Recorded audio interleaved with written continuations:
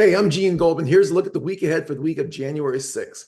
So with the holidays over this week, we are going to get a lot of economic data, including the ISM services report on Tuesday. And this provides a first look at how our services economy did in December. We also get consumer sentiment on Friday. And the big one also on Friday is the payroll report. So while the overall economy is doing fine, there are signs that the labor market is showing some cracks. So this payroll report will give us more insight on the overall jobs picture.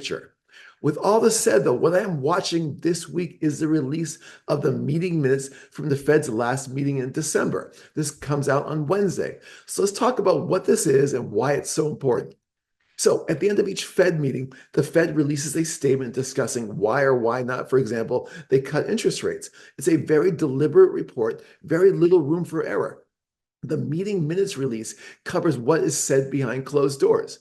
So the release this week is important for two key reasons. First of all, in the meeting back in December, the Fed cut rates by 1/4%.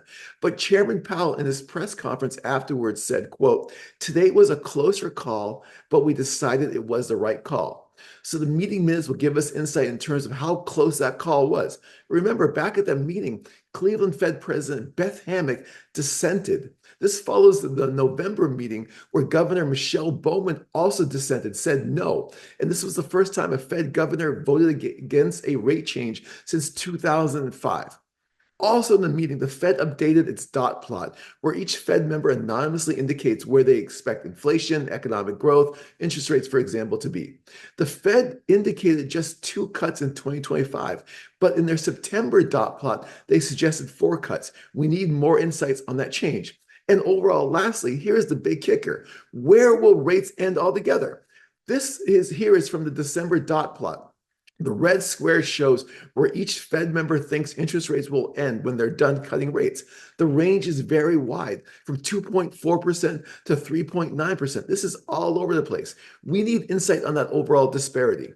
So the big takeaway this week, lots of economic data, but we all know the Fed is so important to market direction. Let's focus on Wednesday's meeting minutes to understand what the Fed was thinking in their last meeting back in December. Thanks for listening. Have a wonderful week. And for more information, please follow us on X at Cetera IM. See you next week. Thank you.